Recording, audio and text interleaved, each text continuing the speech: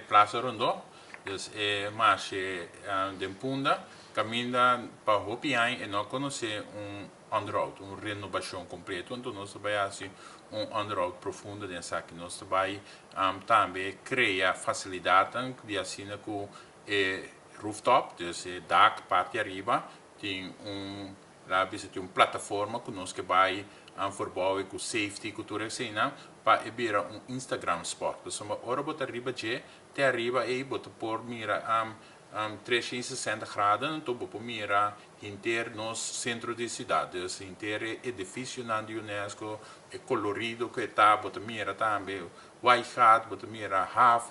Dus botem vista impressionante, mas bonita, então caminho vou sacar por trás.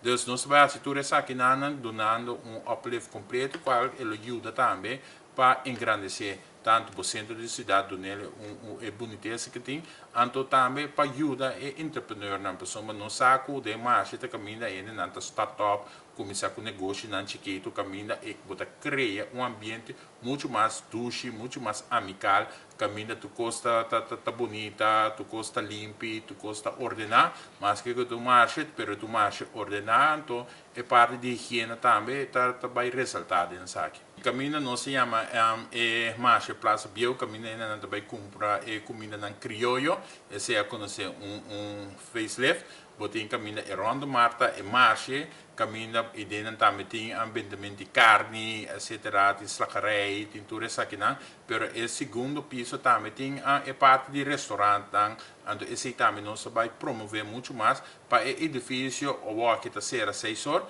pero para o guarda usado em hora na noite para oreca, bar, entertainment, música, fiesta, etc. Dus nós que fazer o edifício caminha su uso também está muito mais tanto, então o caminho de hora significa atrair gente também bem centro de cidade, pessoas hora boa mais movimento de centro de cidade, e centro de cidade também viva muito mais. E agora que mês está bem, ideia está para nos ordenar mais e criar mais facilidade para assim para ajudar muito mais empresário micro para não por spot, caminho não por também desfrutar e começar eigenlijk com o negócio, mas a ideia está também para fazer uplifting também com plantação eigenlijk de mais mata, etc.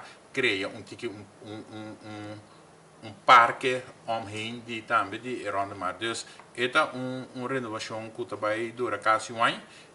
Agora que dentro da primeira fase nós vamos de quase 1,2 milhão. Então, é de duas fases também, o bedrag também está quase 1 milhão. Para assim nós fazer o câmbio completo, dus inteira transformação de nos Rondemark e verstevigen também, pessoal, através de hoop tempo que não há update, renovação, isso significa que tem de um tique mal estado, então é algo bonito de nosso centro de cidade.